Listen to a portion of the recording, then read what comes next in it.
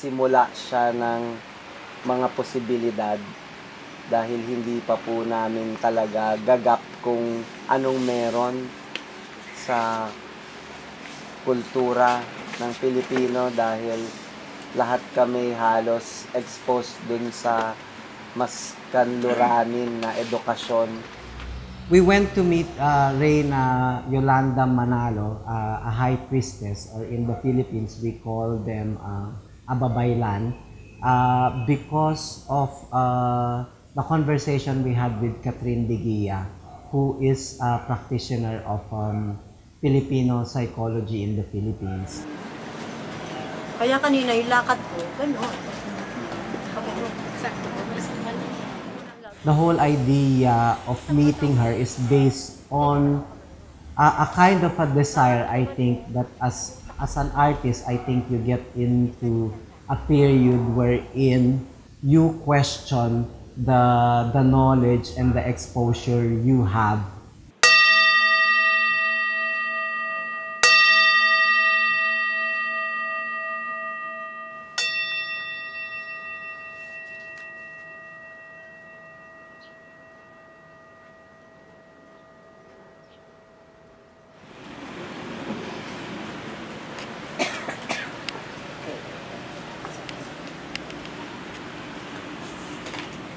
Pag mag-move ka, never mong unahin yan.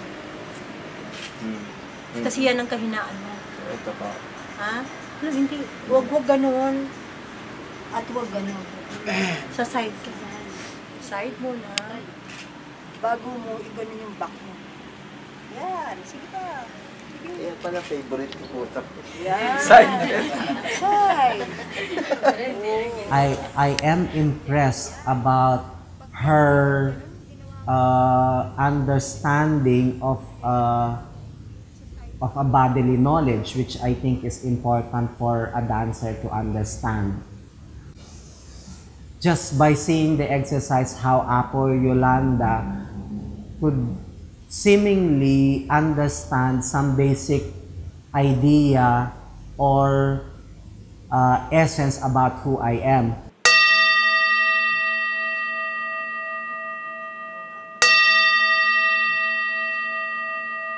Kaya gusto ko ang lahat ng katutubo magkita-kita kasi nasa kanila ang kalihiman ng kalikasan.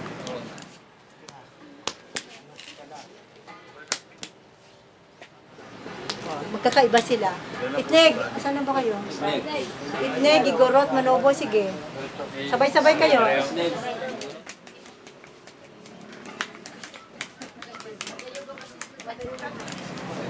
Yung masyadong mabilis yung ganun niya, yun yung sa hangin. Ha? Yun yung sa hangin na may kasamang, kumbaga sa lupa, hangin at lupa sila. Yun yung itneg.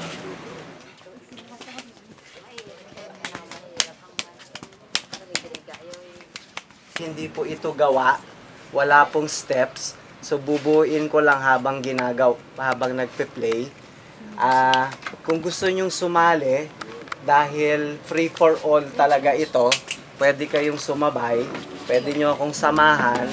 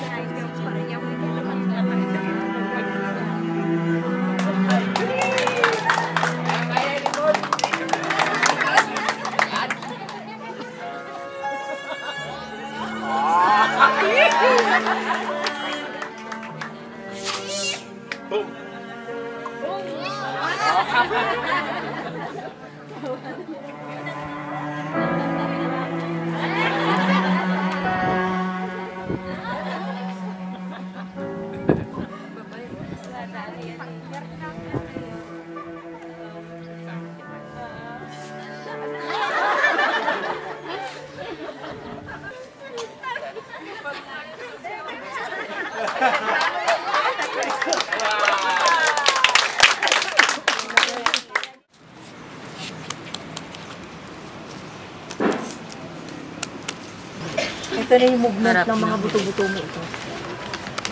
Ang kapat ito. Ito yung sa hangin.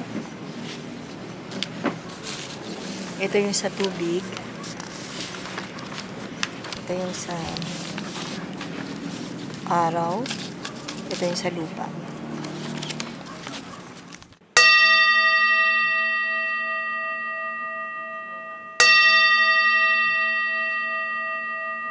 Bawat isa niyan, may kasaysayan. Napakadami. Kaya, hindi kaya ng isang ano lang. Hindi kaya. Mapunta ka na sa buhangin, iba-iba ang ano ng buhangin. Sa karagatan, iba-iba ang mood ng karagatan. Sa bundok, iba-iba rin ang mood niya. Di ba? Well, hindi pa po ito lumabas noon na pare-pareho ang lapad.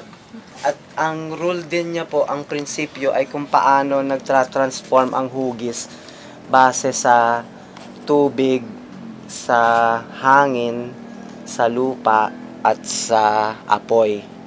So dun po sa prinsipyo ay parang may Asian perspective po siya, pero Amerikano po siya. So para pong ang pakiramdam po namin mukhang nagmi-meet po yung mga paniniwala o filosofiya ng East, kung ano man pong tawag natin, indigenous at art or indigenous at science. Kung napapansin nyo, meron na tayong tinatawag na global warming, global crisis, nagbabago ang panahon, na hindi na nga maintindihan ng tao, lalo na ang siyensya.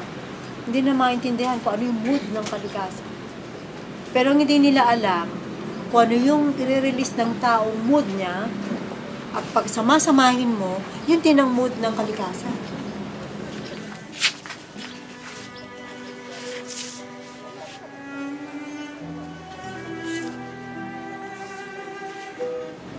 Kaya pag sumayaw kayo, kung ano nasa loob mo, lalabas nyo.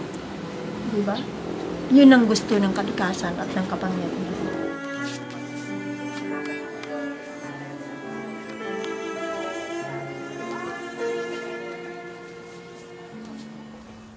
It is a reminder, having that conversation with Apo Yolanda, in fact, gives me an even deeper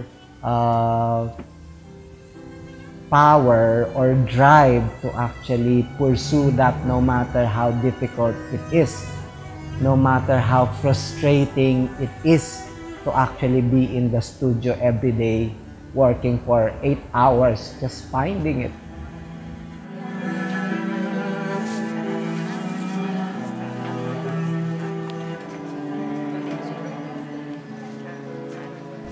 In this residency, I think that is also basically what the everyday work is all about, to actually discover the design of a new dance system that is specific to this period.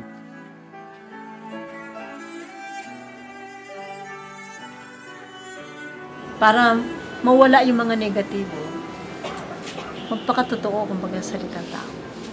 Magpakatotoo na ngayon. Huwag ka mangopya, huwag ka umuri ng hindi iyo. Sapagkat may sariling disenyong nakatakda para sa iyo. May kanya-kanyang misyon ang bawat isa. May kanya-kanyang kulay, may kanya-kanyang galaw.